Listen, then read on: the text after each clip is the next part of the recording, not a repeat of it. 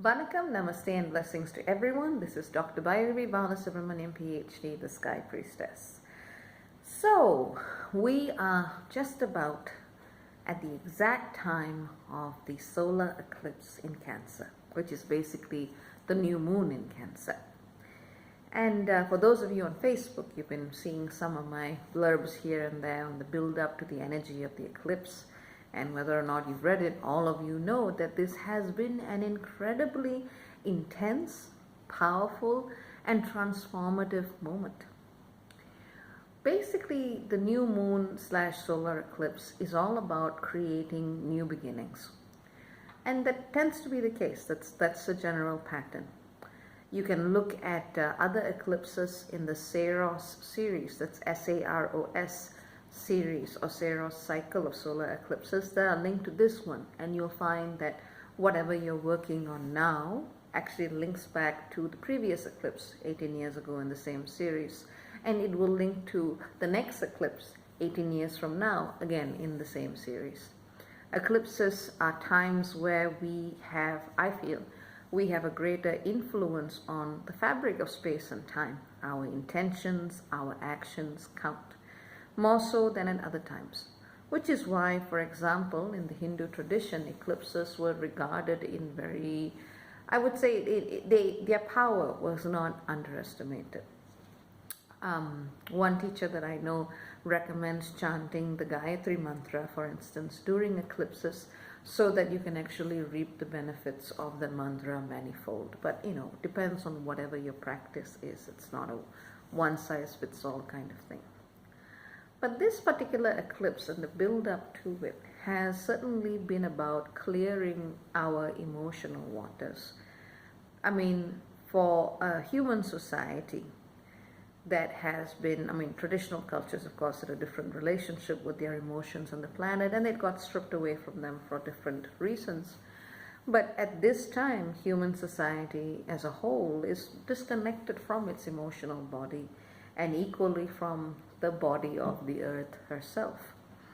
This particular eclipse comes to remind us to reconnect with these different layers of consciousness as they manifest in our psyche and as they manifest in our physical form and our relationship with especially the element of water.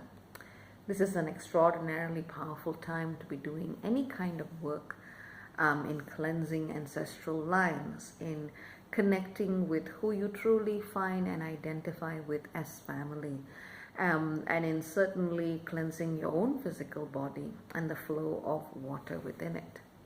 So, you can look at it in many different ways, in many different layers. Cancer, of course, also deals with the archetype of the mother in her primordial form as the ocean, represented by the crab, who is able to kind of delve into the depths of the ocean to find pearls of wisdom hidden within. This is really the time for us to be looking very, very deeply at those things that we have taken for granted, be it a sense or an idea of what is family, what is tradition, what is belonging, what is community, what is mother.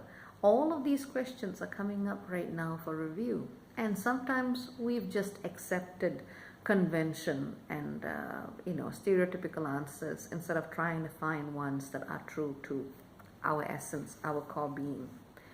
Now, this as has been the energy for the past several years, none of this is happening without challenge.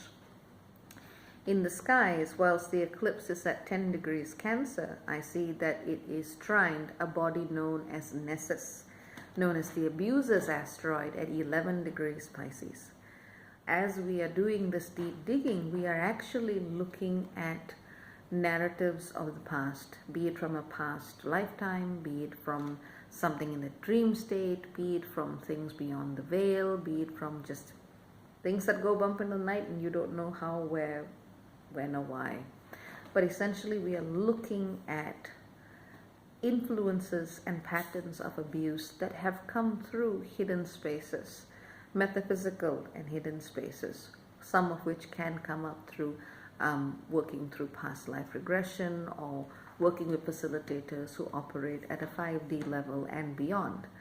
These are energies which actually allow us to look at why our emotional bodies are configured in certain ways and how we can actually recalibrate and release and dissolve old configurations that no longer align. Sometimes we carry the actually all of us do, we carry the memories and echoes of abuse and trauma, lifetime through lifetime, generation through generation, until we realize that we no longer need to carry it. Now, those of you who have things at between, say, 10, 11, but even around that, especially at 10 and 11 degrees Scorpio, will then experience what is known as a grand water trine. And that means even more digging, but equally even more opportunities for alchemy and transmutation. But effectively, with Nessus trining the new moon, the solar eclipse, this is just the time for all of us to really be willing to be true to what we feel. And here I have to, be a little bit clearer, because sometimes what we think we are and what we think we feel is a product of old conditioning, or it is a remnant of a karmic contract that has yet to be released, or it is someone else's idea, someone else's baggage, someone else's patterning that for whatever reason we chose to take on board ourselves, or maybe we did, not knowing we had a choice. But whatever it is, what we tend to call emotions in our everyday language is not necessarily the clearest indication of what we actually are. It is an indicator of what makes us react, what makes us feel passion, what makes us feel connection, but it's not always what it looks like on the surface. Sometimes people react to things because, say, of trauma or abuse or memories that they have or memories that their ancestors may have had. They don't even know why they feel certain things.